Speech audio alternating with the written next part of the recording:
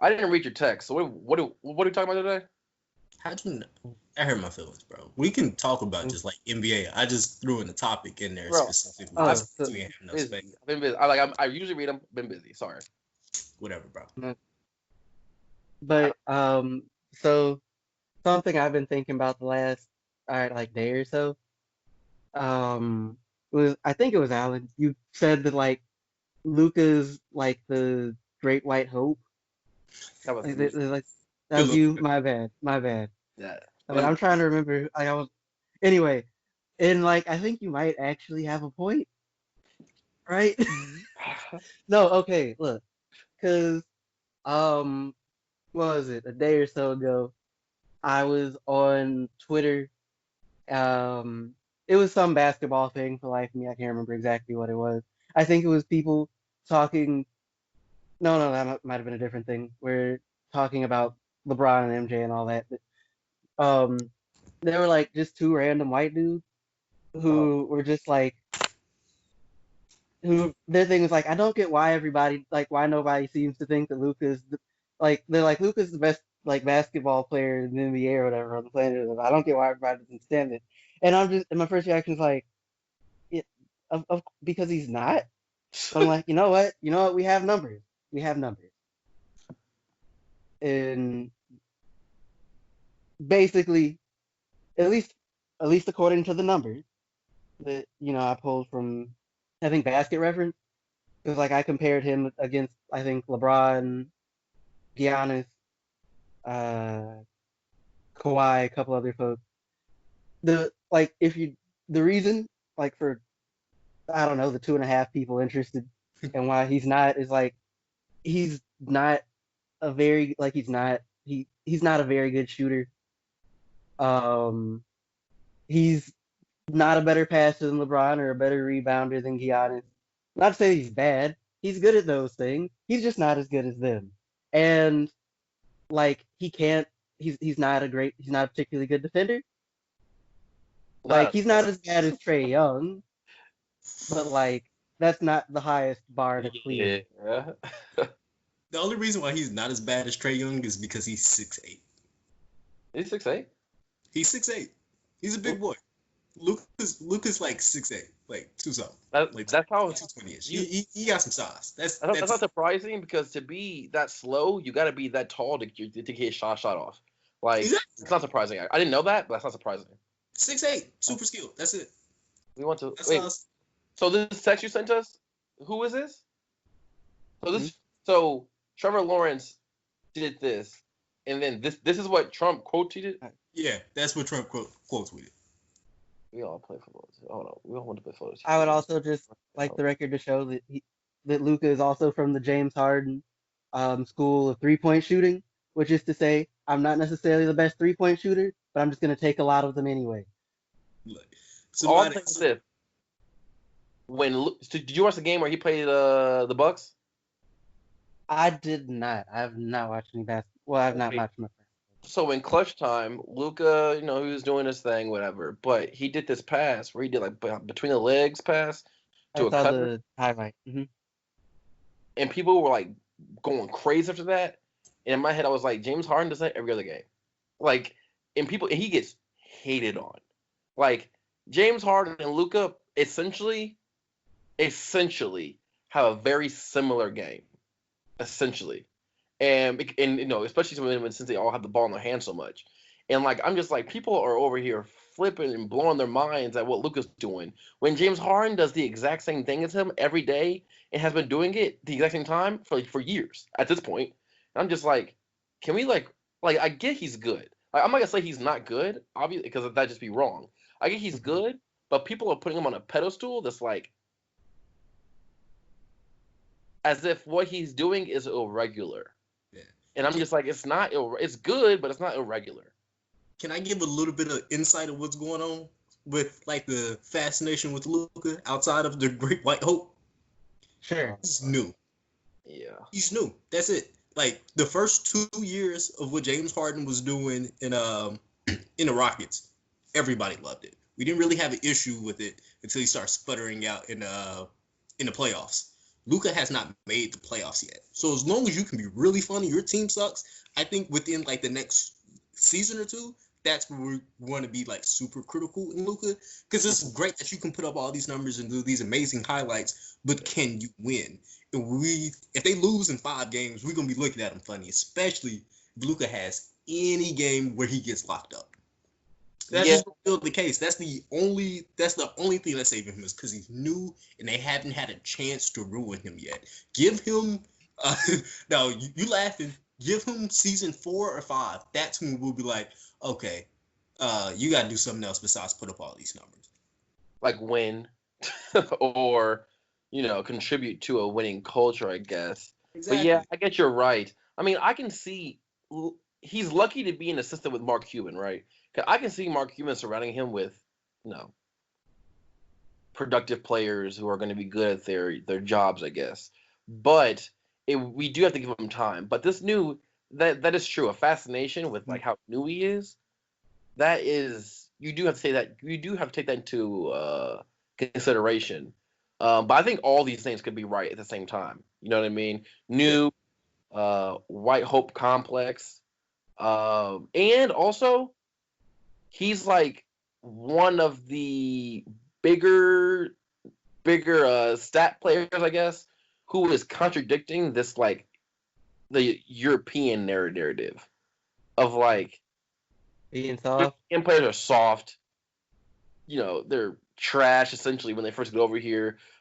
Pretty much the Ricky Rubios, right? Like essentially that's what we as Americans think of the European players. And with him not being that gives like that doubles down or triples down, I guess, on the fascination of Luka Doncic. But I would still take James Harden over him any day of the week. I don't know about that yet. I gotta see what he do in the playoffs. If he can produce at the clip he is producing and win games, I think he might have the edge over James Harden in that factor. But James Harden, that's it. James Harden has taken that dynasty Golden State deep into a series. James Harden has been to the finals with the Oklahoma City. James Harden as a career has done a lot. Like he just happened to run. He just happened to be in a conference that was dominated by a legitimate dynasty. So, like excluding that, James Harden has done a whole lot. But Luka's done what at this point? Nothing. So, besides put these big numbers, I'm going to see year 2. What did we realistically? What did we expect from this dude? Year 2, and he came to a team that has not been to the playoffs in what 5 years, or is it closer to 7? I have no idea. I don't know. You don't live in Dallas. You should know. I forget the parts where we lose. All I know is Kansas City won a Super Bowl last year, and they won a World Series in like 2014. Don't know anything else about the history of those two teams. I black out the losing. Ugh, you one of them? Yes. You're not a. I don't have to sit through shit. I can go somewhere else and go enjoy the good part. I'll wait till you're good again, then I'll come appreciate you. Until then, suck it. I mean, at least I have a team. Who is your team? OKC, Dallas, Kansas City when they win. Kansas City what? Anything. Royals? When they win, I'll be like, they still got a soccer team. They win something with that, I'll be a soccer fan. Nah, nigga, we don't want you. We don't want you, nigga. We don't want you. No, get out of here. We don't want you fair weather fans. Oh, we don't want you. Like, also, I don't like, and I personally have an issue with fair weather fans because of fair weather fans, the ticket prices go up much higher when people win than when they lose. So I'm like, let's say the Royals, right? I could go to a game for years, mad cheap, go to buy a nosebleed, go down and go to the lower edge. All of a sudden they winning, got all these fair weather fans come all the way. Oh, we winning, I guess we over here. So now I can't even afford to go to a game. I gotta sit at home and watch TV. That's like a poor thing. Not like you don't like the fans. You just mad because you ain't got no money. If you had money, you wouldn't care about the fans, right? bro. If you had the money for it, you wouldn't care about the fans. We got the money. First of all, when the Chiefs were first of all for the Chiefs, it's the wintertime. I don't even like going to the game in the first place. I like being at home, eating my Rotel, watching on HD. But then for the Royals, that's summertime cruising. And I'll be over there just chilling, getting ready to go for the games, little tailgate, get me a hot dog, some chips, you know what I mean? Just chilling. But all of a sudden, you got all these fair weather fans. They winning, time for us to go. Ticket prices go up, parking prices go up. I'll be like, oh, this is the worst. And all of a sudden, now I can't go enjoy it. I can't go enjoy it live. Random question. Like right now. People tailgate baseball games? Yeah, they do. Philip does. That's not true. Listen, I mean, that is, I only tailgated once. I know I made it seem like I did it more than once, but I really only done it once. But when I did do it, other people were doing it. It was last summer. So, like, other people were doing it. So it is a thing. But I think Kansas City generally just tailgates for everything. Okay. Like, our tailgate culture is, like, infamous. Okay. I don't know how Memphis is. Like, y'all. I mean, like, I know, as far as I know, no, I've never seen anybody tailgate for a Redbirds game. What is the Redbirds in the first place? What I think AAA? Baseball. Baseball game? Is that a baseball Yeah, that's baseball. That's baseball. Like, people tailgate for, like, the, like, Memphis football. What is that? Like, Memphis Tigers. football? Oh, I thought you meant like y'all had a minor league football team or something like that. You know, I mean, they did for, like, 5 minutes, but, like... Was it like an indoor team? No, it was, like, what was it called? I think not the AFL, but, like, there was a football league that, like... XFL? No. There was another one. But like we had a team, something like that. We had a team for like, but I guess like folks are getting paid or something. Basically, it folded before the season finished. So, like that league. So that was our excursion into pro football. So, yeah. But you only have pro basketball, and I'm guessing people don't tailgate for basketball games. I don't know. I mean, how do you tailgate at the Forum? Like, you tailgate. Well, essentially what white people do. Like, it's in the middle of the city. I mean, look, what white people do is they get really, really, really, really, really drunk before the games during the tailgates, and then just stumble in. So I think they could do the same thing to a basketball game, right? I mean, in theory, but like, there are plenty of places to just roll up to it and get drunk before the game. You don't have to set your own stuff up. But like, that's not as cheap. Yeah. But the point is, I don't think anybody tailgates before any of the basketball games. Yeah. Now, like, after the basketball game, like, folks might go on Beale Street, but, like, you're not really tailgating before. You might tailgate like the Tigers football game. I have no idea what they do as far as that, like, minor league soccer team we just got. They got a lot of minor league stuff. Yeah. Yeah, I mean, why does Nashville get the football team and you guys don't? I feel like there was some kind of story behind it that I suppose someone kind of mentioned it. I don't really know.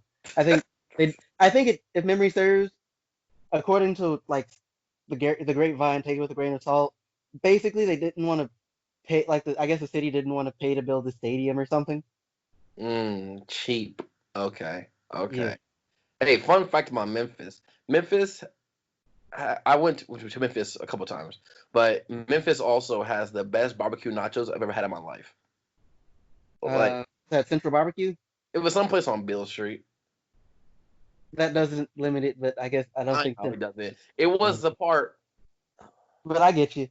Hold on. It was north. No, it was. If I was looking, is that northbound? If I was looking northbound, then it'd be north, and then it'd be east. It was on the east side, and it was. And I remember watching Thomas Robinson versus Anthony Davis on the TV when KU played Kentucky that year to bring back the basketball. And I was watching, but then I took a bite of I remember taking a bite of the nachos, and I was like, "Oh, this is different." Like, because I'm like, I'm a Kansas City got the best barbecue. Like, you can't argue that with me. Like, I swear we do. and I've had barbecue all over the country, but that barbecue nachos I had in Memphis really had me questioning myself for a cool minute because I was like, this is probably the best barbecue I've ever had in my life. But it's still even better than Kansas City. Moving on. Like, just like that don't make sense. But It's true. This Texas barbecue's ass. I know. They talk all about this smoking they meat. It was like, oh, our meat fall off the bone. Cool. Why it tastes like that? And then y'all don't even got like good sauce. Thank God for Kansas City Masterpiece, bro. That's the only thing that's saving this stuff down here, bro. Wait, what's like the famous thing they're like known for though? Like in terms of barbecue, like are they more known? Like people are like known for like brisket, burn-ins. Like what's Dallas known for? Brisket. And it's not even like Dallas. It's like all of Texas. It's like we got good brisket. I'm like, that's cute that you can make your meat turn into mush, but I'm not really here for that, dog. Like, Hold on. Good brisket, different. Like good brisket hit different. I'm mad at it. My grandma makes good brisket, but like I don't know how none of y'all places in Dallas cook it, but when my grandma cook it, I be in there like swimwear. I'm like, this is so good, dog. But like, okay, what's Memphis known for?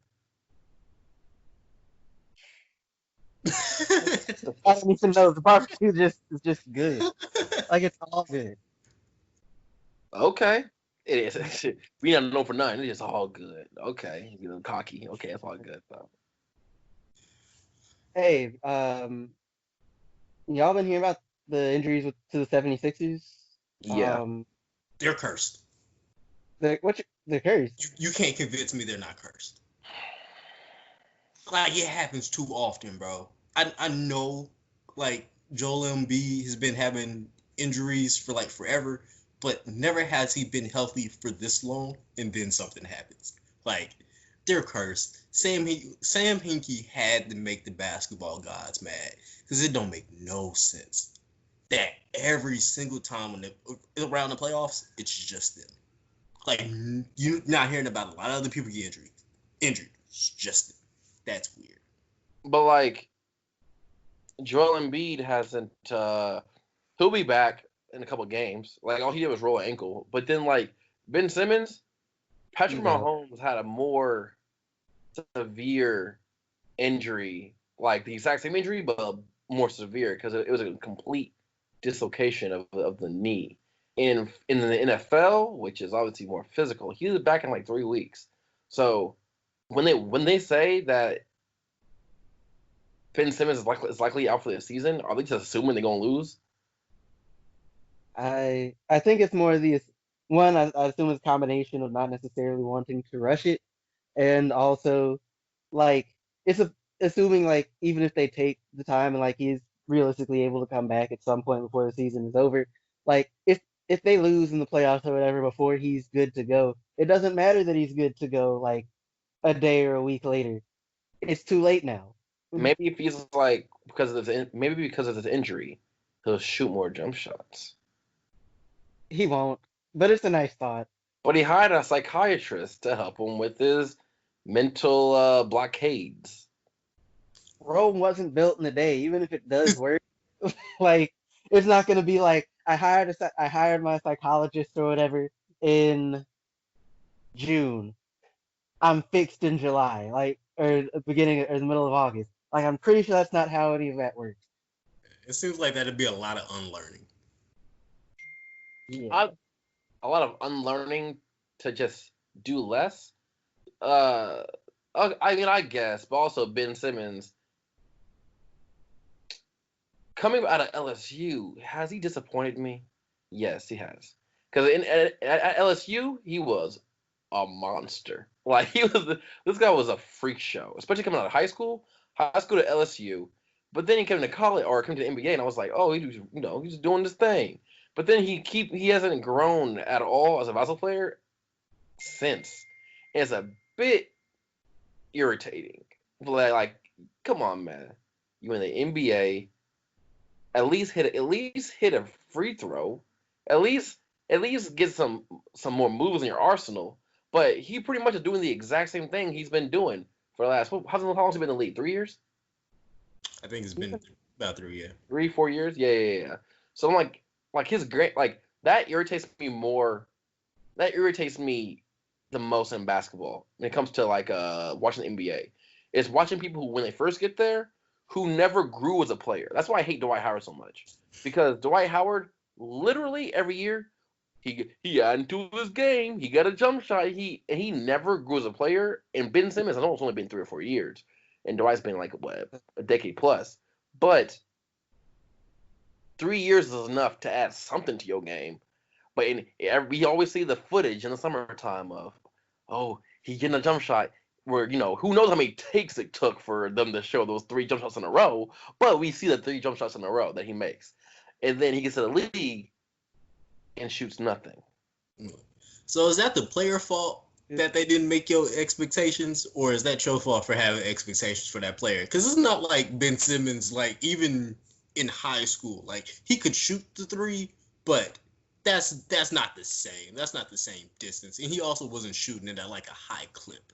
This game was never about that. Some people just can't shoot the 3. So whose fault is it? I think it's both. It's my fault and it's their fault. And I say that because it's their fault. It's Ben Simmons' fault for shooting a mid-range jump shot in high school, and then shooting a little bit of mid-range in college, and then none in the NBA. So you set my expectations up to be, as a jump shooter, mid-range is subpar. Mid-range is subpar, at least. So you set my expectations up to be subpar, and you didn't even reach that. So maybe my expectations shouldn't have been there at all. But you are in the NBA. You're getting paid millions to play basketball. I'm going to assume that you're going to try to work on your craft a little bit but I also have just as many examples of, LeBron not being able to shoot, and all of a sudden, boom, he could shoot. You know what I mean? And people who couldn't dribble, all of a sudden, they're able to dribble. People playing who weren't great at defense, all of a sudden working and being better at defense. We have all these examples. So then, all of a sudden, on the flip side, when you have people like Ben Simmons and Dwight Howard and, whatever, who just are top 5 picks in the NBA, number 1 pick, was Dwight Howard the number 1 pick of this year? Yeah. And then Ben Simmons was number 1 pick of his year. Yeah. You can't be number 1 picks and you cannot grow at all. I know you can, but I hate it. Okay, well, a couple things. First, address that. Kwame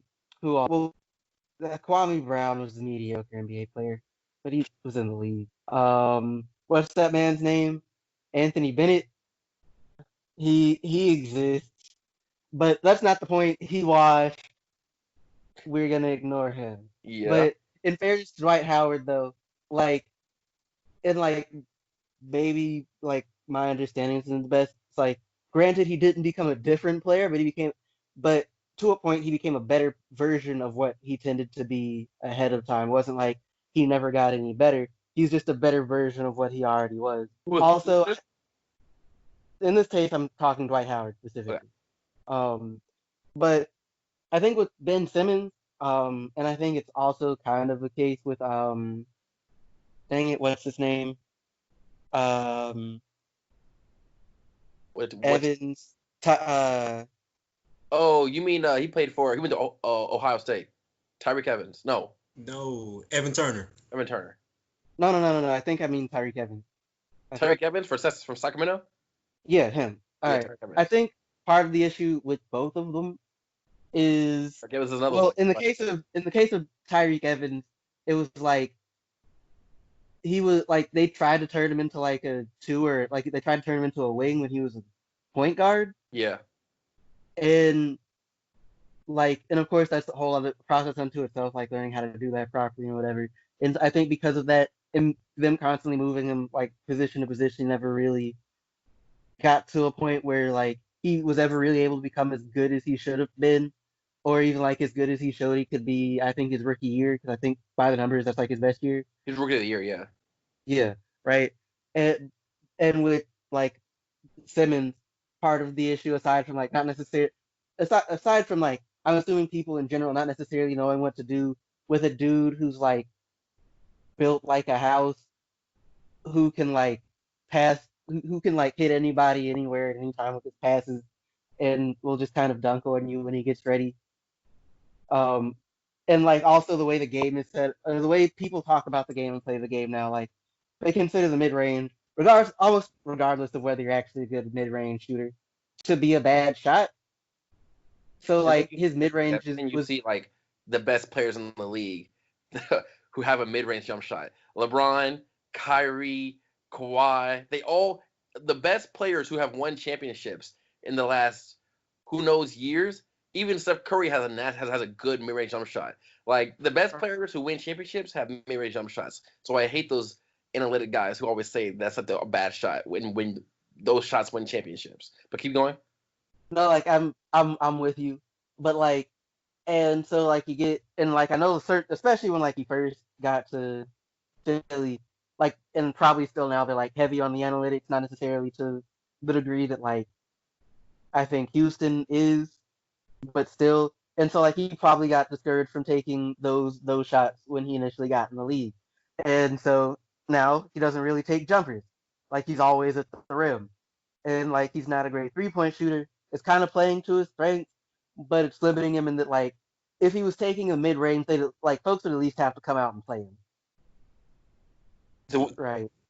no one should be playing Ben. No one should be playing Ben Simmons as if you're playing Rondo in 2009. You know what I mean?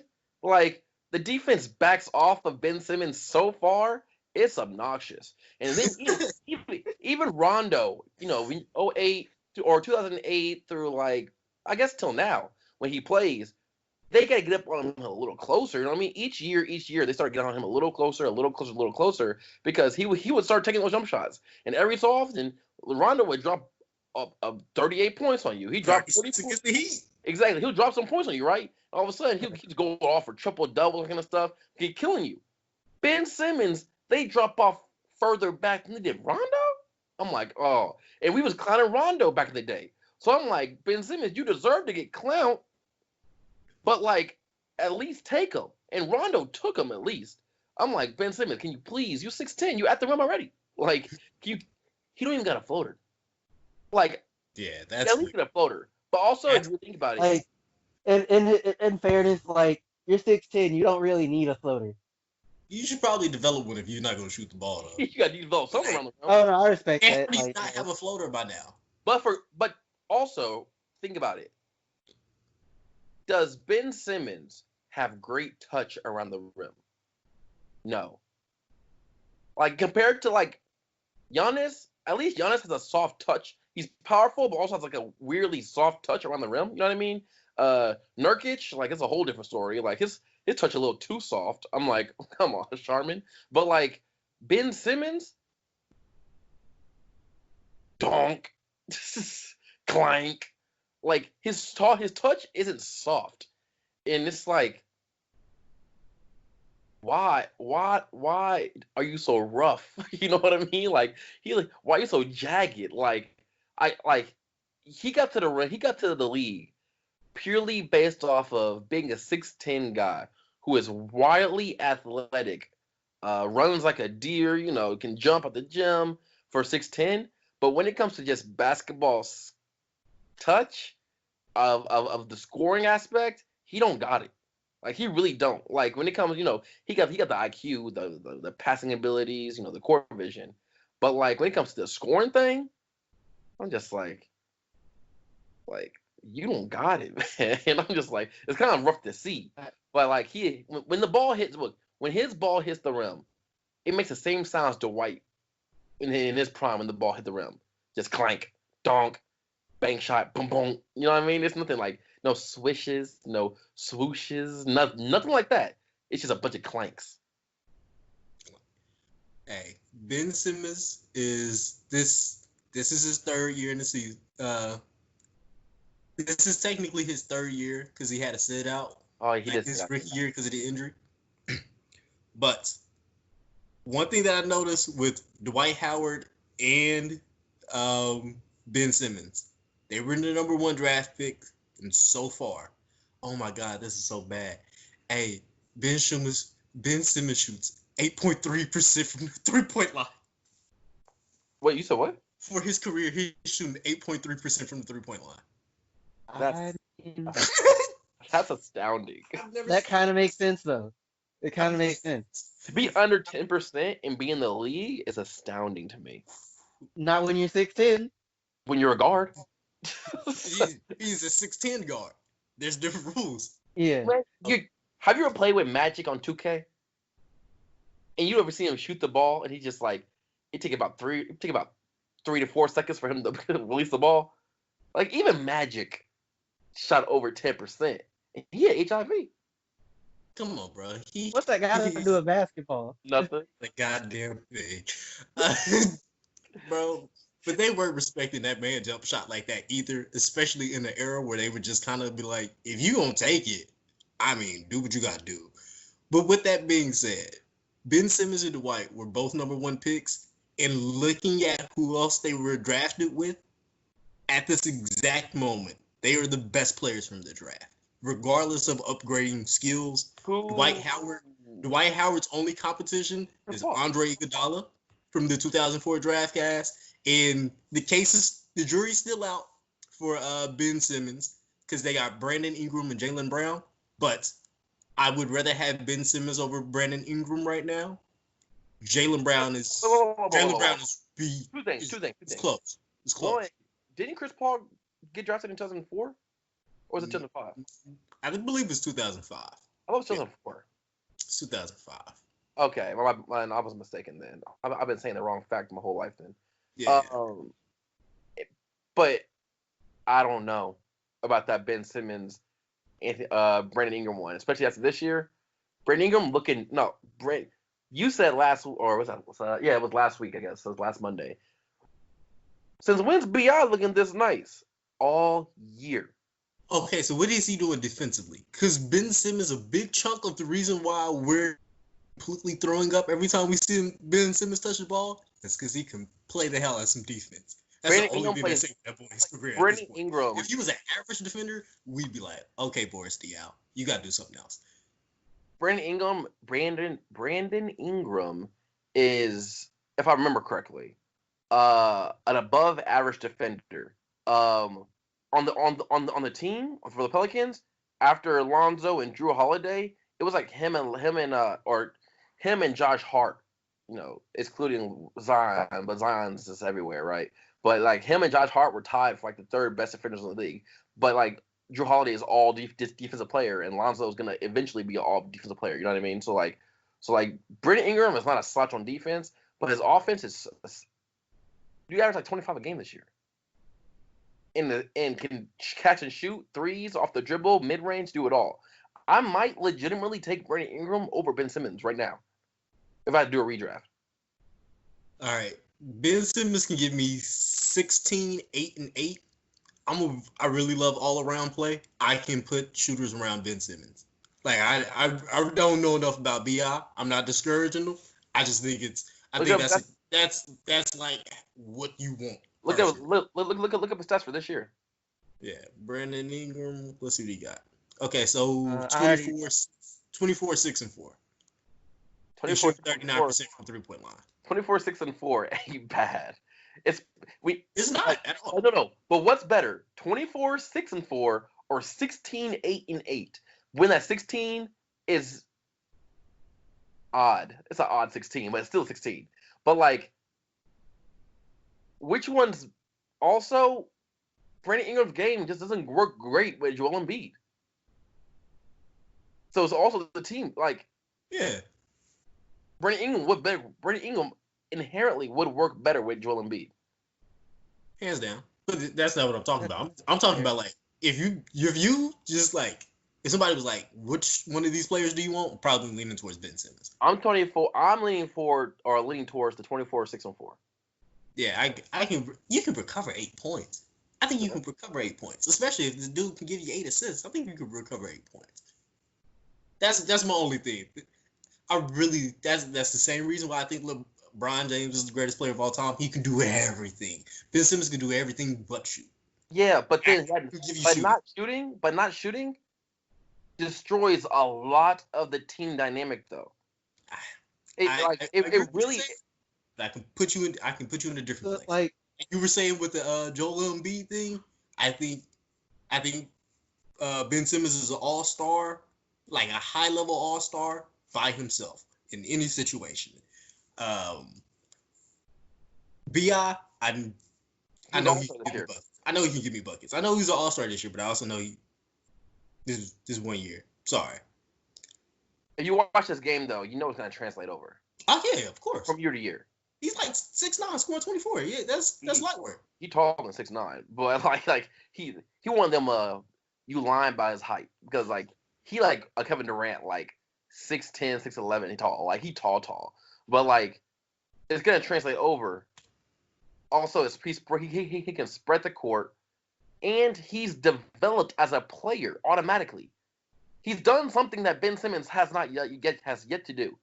Develop as a player automatically, and like, sorry, did I say again? like no, I'm gonna say as far as Ben Simmons, not to say you're wrong, because like you can look at the numbers. You're right. Other than I don't know, maybe he's a better defender now than he was, debatably.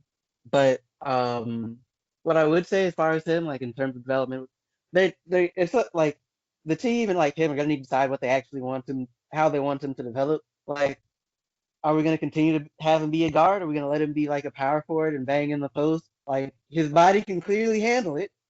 Or like how they're gonna do it, because clearly whatever they've been trying to do has not been working.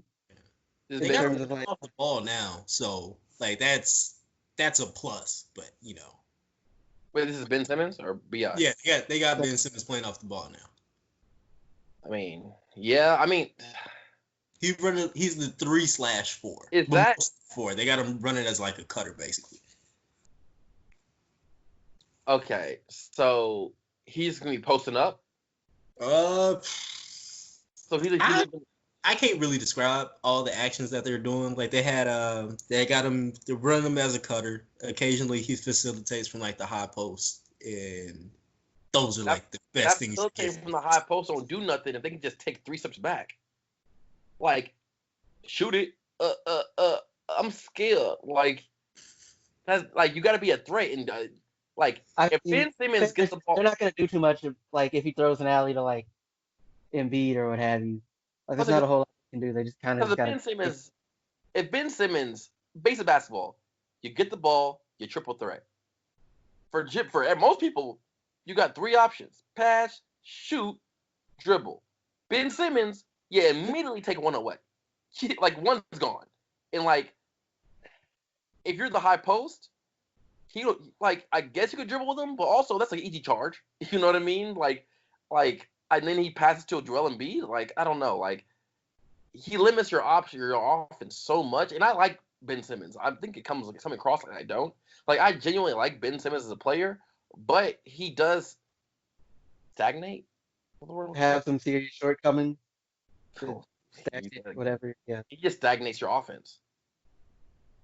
That's fair, especially how they have him playing right now. Yeah, that's a fair argument, especially with like Philly, where like a lot of your players are better, like do a lot of their best work around the rim. Yeah. Oh boy. Well, get healthy. Get healthy, Ben Simmons. All right. Hey, y'all want to throw one more topic in here? I was thinking about something earlier. Because you know Damian Lillard has been going crazy the past couple games. And I was talking to my little brother who's a huge Damian Lillard fan, Percy. I know. Good job. So realistically, I think Damian Lillard might be one of the 5 NBA players that I can think of off my head who can win you a game. Just like based off their production, they can win you a game. And I think that's name the other 5. That's Giannis. That's Bron. That's Kawhi.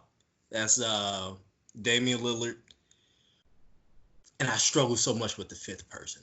You could say Luka. I'm not gonna say Luka. I think he can win a game. I'm not convinced he can win you one. Yeah. Okay. At least looking at numbers. Yeah. Harden? I can't say Harden either. Really? Yeah, I've seen Harden put up a lot of points and it doesn't equate to a win. But he's also put up a lot of points, and it did equate to wins. Yeah, but I've also seen you do it enough where you haven't. If LeBron scores 50, it's in a win for the most part. The only time it was not in a win is against Golden State when they had Kevin Durant. Did you say Curry? I thought about Curry. I think he can win you a game. Curry also. I think Curry too. Yeah, Curry definitely can win you a game. Yeah, because it just shifts everything else if he's going for 50. Because everybody else is open there. Technically, Klay Thompson can also win you a game because he's done it many times. Oh, yeah. Maybe this isn't. Maybe it's just like what I've seen, and maybe it's just a playoff thing. I feel like Klay is more consistent than Curry. And I think it's more of a style thing than anything. Because exactly. Curry will occasionally pull up from half court. He'll tend to make those, but if you're doing that, there's also a tendency if you're cold, he's gonna I've seen him. He'll go really, really cold shooting in a way that Klay doesn't really. I've been on a bandwagon, not a bandwagon. There's no bandwagon. I've always thought that Klay Thompson's a better basketball player than Steph Curry, always. Yeah, overall, I'll give you that. Yeah, so overall, he's a better basketball player than Steph Curry. And Steph Curry's best attribute is shooting, and you could argue easily that Klay Thompson's just as good, if not better, shooter than Steph Curry is. So I've always thought that. So I do think that if Steph Curry can win you a game, which he's, we all remember that Knick game. What was that? 6 years ago now, I guess. He was runaway. Dude, when he was cooking, it was. How was I? It was 2014. It was a Knick year where he destroyed the Knick, dropped 50-some points. That year when he crossed up Chris Paul, Steph Curry was killing. So Steph Curry's won, and they're on the same team. And Klay Thompson also won. I will say Paul George is definitely not one. At all. You adamant. You very adamant. You upset OKC fan. Gotcha. He could have played defense. He didn't. He did. Damian Lillard was busting his ass for that range all series. I don't know. Can CJ? No. Can Westbrook? No. That's the triple double king. We witnessed that season. They made playoffs. They made the playoffs though. Yeah, that's because that was a solid-ish team. He did do a lot of driving, but that was a solid-ish team. But this made average. It was a solid-ish team. If you go past him, Steven Adams, maybe Dennis Schroeder. Who else? Who else did they have? Wait, are you saying they weren't or they were solid? Oh no, they were solid. They were solid. They were a solid team. They weren't a good team or anything. They had. In fairness, though, I feel like even if we're talking about dudes who can win you a game, gotta remember that if the rest of the team does nothing, it doesn't matter how good you score, you're not winning. So for the sake of this, I'm assuming that the team around them is at least playing mediocre basketball. In which case, I would argue that Westbrook can probably win you games. I would say because Westbrook can win you games but if Westbrook can win you games, James Harden can also win you games. And I don't think James Harden can win you games realistically. See, I do, but especially big games. No. You change the criteria up. So you change the criteria. A game is a game, right? Yes, but that's he can't win you. He might win you 45 games, but all of a sudden he can't win you 3 games. So 3 games that he can't win you outweigh the 45 games. If we try to win a championship, I mean, we have to move the goalpost. If the goalpost isn't just winning the championship, because realistically, if the goalpost is always winning the championship, every season that you don't win does not matter.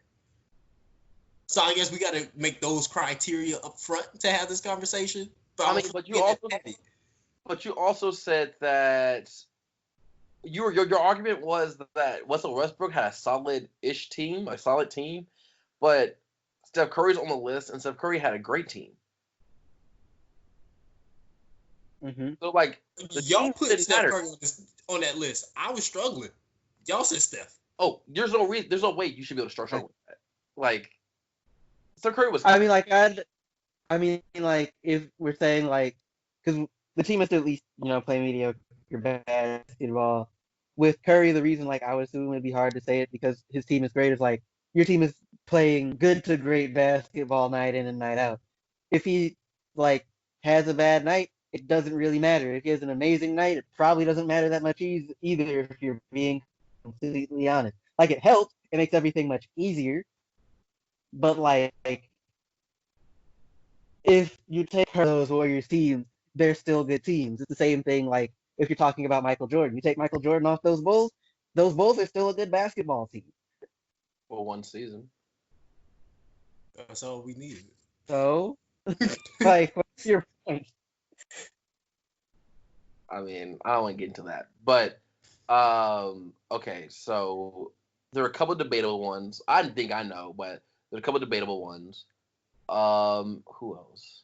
Jimmy Butler's not on that list. I don't even know why you brought Jimmy Butler up, to be honest with you. Dude, me personally, Jimmy Butler is one of the most overrated players in the NBA, and TJ Warren's going to cook him tonight. But, first of all, never mind. I'm about to clown TJ Warren for his braids. But, bro, braids got no hang time, bro. Like, that's nuts.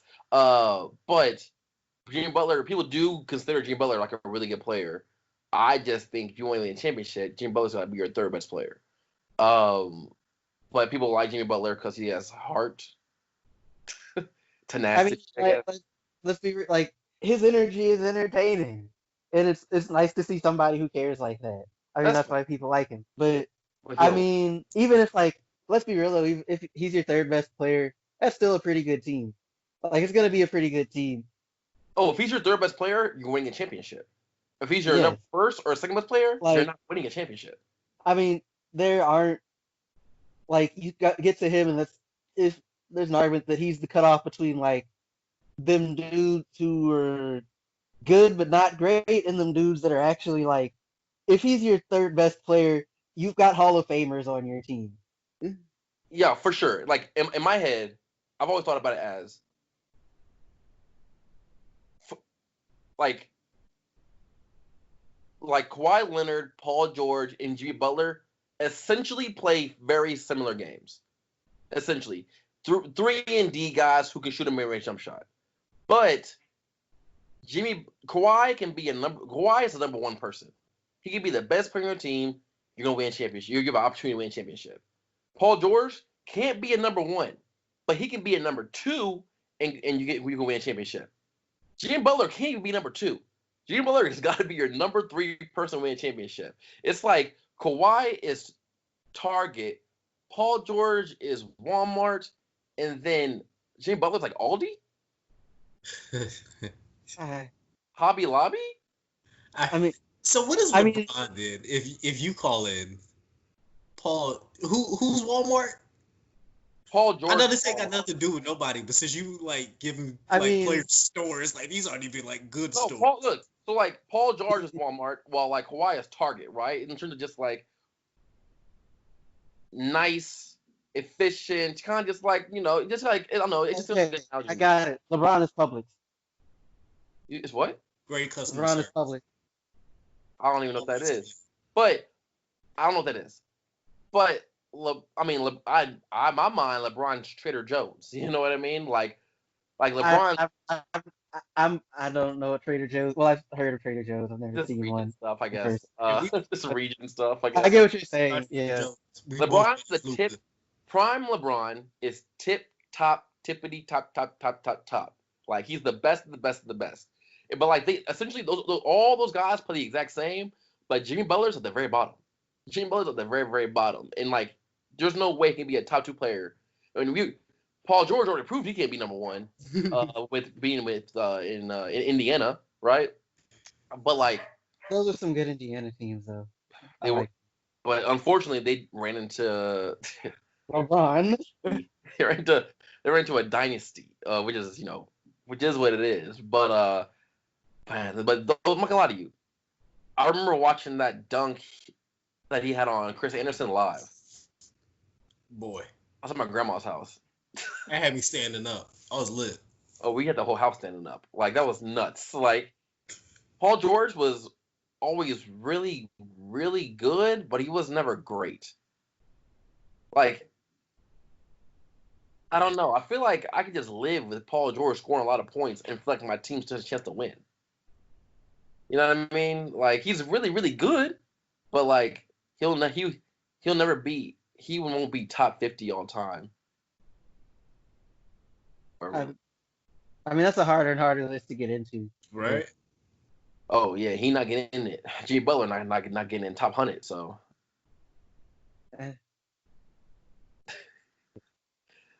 yeah, I don't like that, man. But we're talking about people who can win you a game. I don't think Jokic can win you a game.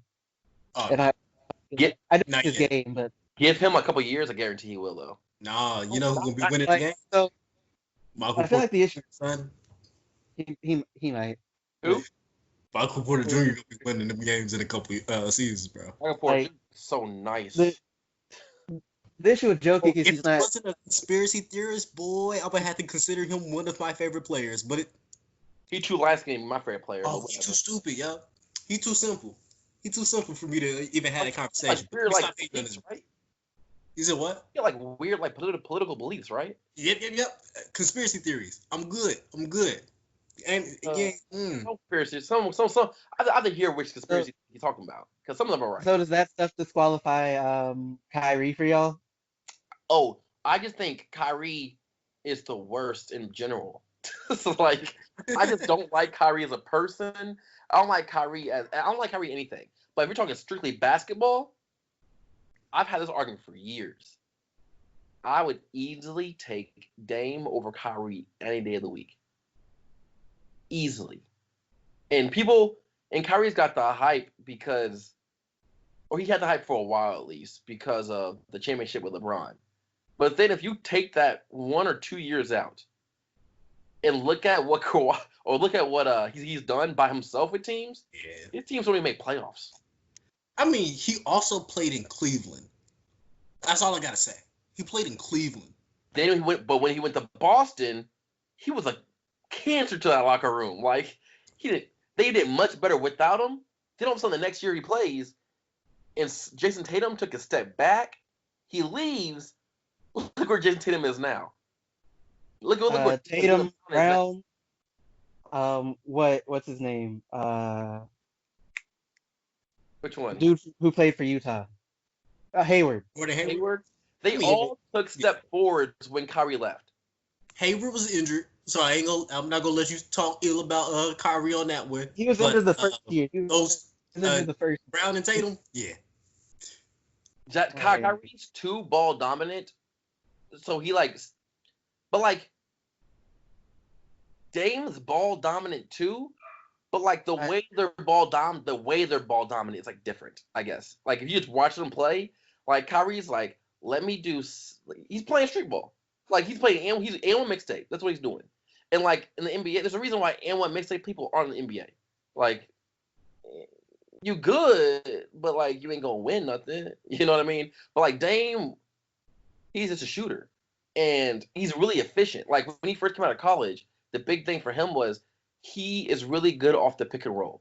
Like, he is really, really good off pick and roll. So that always translates to the NBA. Always, no matter what. So all of a sudden he gets to the NBA, and his second year, he knocked the Rockets out when they had Patrick Beverley, James Harden, and Dwight. Like, I remember I was watching that game too. Like, when he first came in, he's never won a championship, whatever it is, but he's always elevated his team. And I think CJ is somehow underrated, but whatever, But Dame himself is like really, really good. I think the only reason why CJ is underrated is because the boy Swiss cheese on defense. Yeah, that's true. Swiss cheese, because he cold. He cold on offense. Dude, watching CJ McCullough dribble the ball and because what was it this year? He made the most jump shots in the NBA. Watching him dribble and pull up from like the 3 and mid range, it's like poetry in motion. Like it's like appealing to the eyes. I don't know. It's just great to watch. But like that two-headed, combination. But then we gotta acknowledge the fact that they've done Melo wrong, right? Like that year Melo was out, they did Melo wrong. Melo averaged like 20 points a game in the bubble. Like, okay, I don't. Here's the thing. I think. I think that was the issue. Melo could give you buckets, but he wasn't trying on defense. I think that's like, the entire thing. Like the whole. Well, it was that like he doesn't try on defense, and like he's at least to this point, or until maybe he's better now. I don't know. He's been like a selfish basketball player, and when I say that, I don't just mean in terms of like not in terms of just like taking ridiculous shots. Granted, they tend to go down, but like making life harder for himself. But like I think Billups' stories is where like they'll win and like Melo's upset because he didn't get his numbers, or like they'd lose and like Melo is happy because he put up like 30 or 40 or whatever. And like that's not stuff that's gonna help you win basketball games. And the issue and the concern with him was that like he wasn't like people were concerned he wasn't gonna be willing to like adjust his game or do what he needed to do to actually play winning basketball. I mean, yeah, I get that to an extent. Pelicans. I get that to an extent, but if listen. If what's his name? Hold on, I'm looking for it. If Etuan Moore is in the NBA, there is no way Carmelo Anthony should never have not been in the NBA. Etuan Moore essentially comes off the bench and shoots dumb shots, not in terms of just like their ill-advised shots, but also shoots a lot of shots, and they don't go in nearly as much as Carmelo Anthony. So I'm just like that's one player from one team. So for this guy to be in the NBA, for one example of many I could have given, and Carmelo Anthony to be like, no, you can be NBA. Oh, also Etuan Moore does not play defense. So it's like, if how about this? Kyle Kuzma was in the hundreds when it came to playing defense in the NBA, ranked wise. And he would sometimes give you 20. If he's in the NBA, there was no way Carmelo Anthony should not be in the NBA. And Kuzma also shoots bad shots as well. But like they know their role. They know that they are not the guy on their respective team. And like Melo has spent a lot of his career as the guy, which is understandable because offensively, he's arguably one of the best offensive players, ever play basketball. But like he's also like playing a lot of, but like if he can't take a step back and be like, okay, I'm fine being like the second or third option, then like he's not gonna help you in basketball games because the ball is not gonna end up in the hands of the dudes it needs to end up in most of the time. It's gonna end up in Melo's hands, and he's gonna take a questionable shot. And he's not the Melo of the past. They're not necessarily gonna go down like that anymore. But I do think I think it's a false narrative that he didn't take a step back in terms of just like you do your thing and I'll do my thing, or you do your thing and I'll like be the lesser man, I guess, for lack of a better phrase, in Oklahoma City. So I was like, he just happened to at that they played the Utah Jazz, I think it was, where everybody was missing. It wasn't just him. It was everybody was missing. Alan, you love this team. Everyone was missing, and you can blame Paul George more than anybody else, really.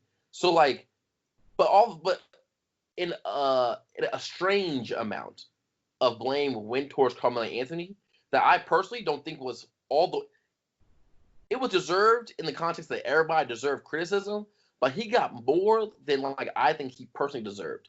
All of a sudden, he couldn't find a way on a team anywhere. I'm like, you can't play for the Suns? The Suns? Like, come on now, you can't play for nobody? But like, between me and you, you know he's not going to the Suns. They don't like winning. So, man, he played for the Knicks. He played for the Knicks. He don't. I mean, they did have one good season with him on the team. No, they had like two. They had two. Yeah, but also the Knicks management doesn't help anybody out. So we can't blame that all on the star player. Well, we can't blame it on the star player once he got there. He should have went to the Bulls, but during his free agency. But once he got there, they had two good seasons, 2010 and 2011, I believe it is, or 2009, 2010. It was one of those two seasons. And outside of that, the Knicks management just crapped the bed. They really, really did. So like, I don't blame that on him. But if a biased New York Knicks fan would blame it on Carmelo Anthony instead of their awful ownership.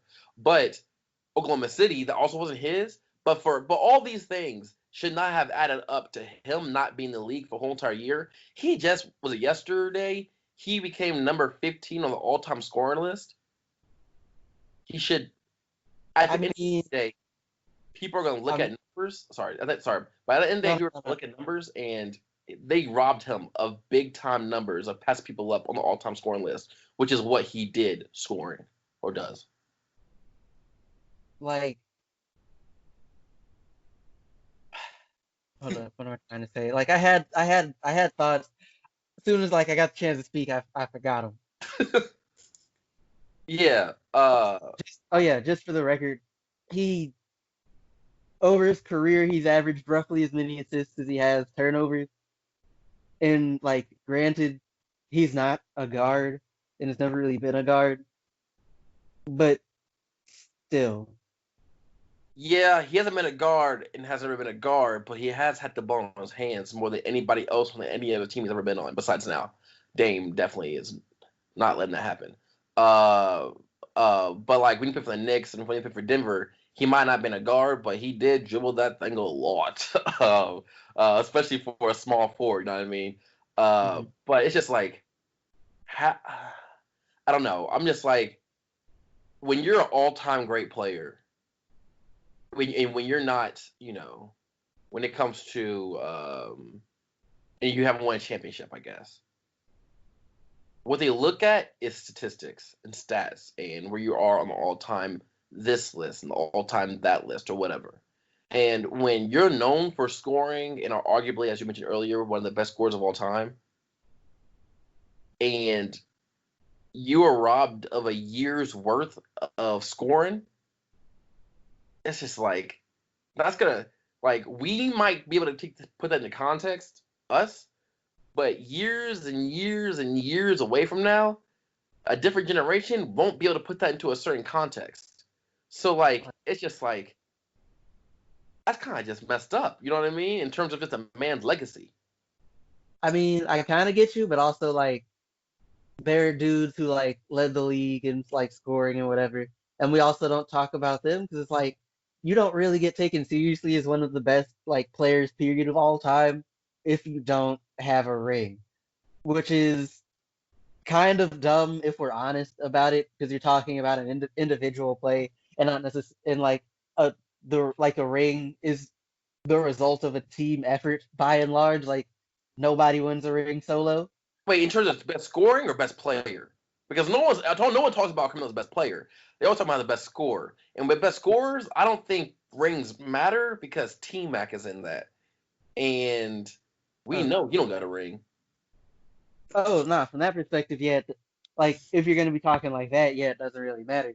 But if we're going to start trying to categorize them in terms of all time and being real, you're going to when he retires and folks are years removed and we're over here talking our kids or whatever, talking about back in my day, Melo would get buckets. They're not going, like you said, to some degree, they're going to look at that, but they're not, truth be told, I would be surprised if there's not that it's not true, but like they don't talk about like just the best scorers of all time necessarily like that. They talk about the best players. So like the fact that he was one of the best scorers in the league, it matters for his legacy in terms of like people like us, like people who are big on basketball, be like, yeah, Melo was like one of the best to ever do it as far as like putting the ball through the hoop. But like in terms of like general discussions that are being had, that's not one that's going to get had often. And so like in terms of his legacy, it's not the most important thing. Yeah, I try not to have conversations with people who stay broad, right? Because like if your only conversational topic is who's the best basketball player of all time, then like you don't really know basketball. Like if you can't get more specific than that, because that's typical. You know what I mean? Jordan, LeBron. If you can't get more specific than that, then like you don't deserve to talk basketball with anybody. So it's just like, but like I mean, it's that's how I feel. That's how I've always felt. But like in terms of because like you know, I do have conversations, and I have had conversations with like who's the best scorer of all time, right? Because like no one's like who's the best rebounder of all time. But, like that's not a thing people really care about generally. But even like basketball heads don't really argue about that kind of stuff. You know what I mean? Because like Bill Russell or whatever, Artist Gilmore, right? Who Like doesn't no, have a ring, but like but like trying to. but like under who's the best player of all time, the next conversation is I mean, if it's not who's the best team of all time, that's like goes along with best player. The next conversation is who's the best scorer. And each generation has their own person. You could be like Karl Malone, but then people are like, no, he just had it because of John Stockton, or we could say Kareem Abdul-Jabbar because he had the most stoppable move, and he's the number one on the all-time scoring list. But then people our age we're gonna be like, Kevin Durant, right? Michael Jordan. But then Carmelo Anthony can be put into that category. But when you have Kevin Durant, when he comes back, I'm assuming he's not going to get hurt a lot, right? So he's going to be real high up on that list automatically. And then you have Karl Malone, who's number 2 on the list. Kareem Abdul-Jabbar was number 1. I would say LeBron, but LeBron's best attribute in basketball isn't scoring, but he's still really high on the list. You got Michael Jordan's really high on the list too. But then you got Carmelo Anthony, who was going to get robbed for being in that sphere of in that range of all-time scorers. And all of a sudden, people are just going to start disregarding him. And it's gonna be like, and I don't mess with that. And it was like it seemed like the league did this. Like people didn't do this. The league was like, we don't want you. And he was like, but I can still get buckets. All of a sudden now he gets the Negro gets the good boy gets an opportunity now. All of a sudden he's still getting buckets. Well, like I think the thing with it though is like the kind of teams that are gonna try and get him are also trying to win a championship. Like Phoenix isn't coming to get him. Right? The Knicks aren't coming to get him. Like the teams that are going to be looking at him are looking to like get that thing that's going to put them over the edge. And if he can't, and if they look at him and like they talk to him and like, are you willing to accept a lesser role? And he's like, no, or they feel like he's not willing to do that. Of course, they're not going to pay him because it's not going to help the team. Yeah, I see that. You see something? Yeah, and we're not going to look at Carmelo like he Bernard King now. Like, that ain't gonna happen. Like we will remember him more fondly, especially because he has the numbers. He's the number 15 scorer of all time, and he's 1,000 points away from cracking the top 10. So if he's here for another season, that's gonna happen. I mean, how old's Carmelo? 36? 35, I think. He might be 36 now. The way he's scoring right now and looking right now, he should be like at least 2 more seasons, right? Yeah, get him on that Rudy Gay plan. First of all, you want to talk about players who never grew. Rudy Gay, he one of them too. No offense, Calvin. I know you a Memphis. Oh, none taken. It Rudy was Gay, fun to have him, but we still won when he left. I think we might have gotten better actually. You guys made it furthest when he got hurt. I remember that year. Rudy Gay used to also be one of my favorite players. But then I was like, man, he really not that good. But it's what OJ Mayo he left the Grizzlies and just fell off. Oh, OJ Mayo, he got kicked out of the league to drugs. He got kicked out of the league for a year and then never came back. Yeah, because they drug tests go over. Yeah, wait, he got suspended for drugs. He was on like some stuff, not like in Europe, at least. What's OJ Mayo doing right now? Like, is he in Europe or? I wouldn't be surprised if he over in China, to be honest with you. I haven't heard anything of OJ Mayo since he got kicked out of the league. He's the number 2 draft pick. If he did his money right, he should be fine. Yeah, he over at Yeah, he's in China. Classic move. Okay, he over there playing with Lance. Also, the fact that Lance is in the league kind of blows my mind. Also, even in just like an attraction, an excitement standpoint, like the fact he's on the league kind of blows my mind. He's not going to help you win a championship, but he will bring people to the butts in the seat. You know what I mean? But I'm just like, oh, I forgot about now. I'm stuck on OJ Mayo. Like, that's a name. He's supposed to be the truth when he came in the NBA out of USC, but then he never chucked up to nothing. Like I'm looking at his numbers now. His first year in the league, Mayo put up 18.5 points a game, off decent percentages too. yeah. And then what happened? I mean, like he was still a decent player, but like he never really got better, at least from a raw numbers standpoint. Like his percentages, he had better. Like there were years he had better percentages in that first year, but kind of like he was kind of the same player. What's the most he's ever averaged in a game? 18.5 points a game. Oh, so he pulled a Brandon Jennings. Gotcha. Yeah. All right, y'all. This is over, bro. Let's go ahead and wrap this one up. How long have we been talking? Minute 20. Hour 20. Oh, cool. Lots for you to edit. Ain't that bad. I took notes. But let's go ahead and get out of here. I am your host, Alan Pettigrew. We didn't do an intro, but I guess I got to do an outro. I'm your host, Alan Pettigrew. We're going to get up out of here. Y'all go ahead and do y'all thing. I'm Calvin McGowan. I'd be like, follow me on social, but I'm staying away from it for like the next month. But yeah, follow Alan. Yeah, my name's Philip, aka Mr. Venmo. You can follow me on Instagram. You can follow me on Twitter. If you want to add me on Facebook, you can. I mean, I'll accept you if you bad. But yeah, that's me. Bye.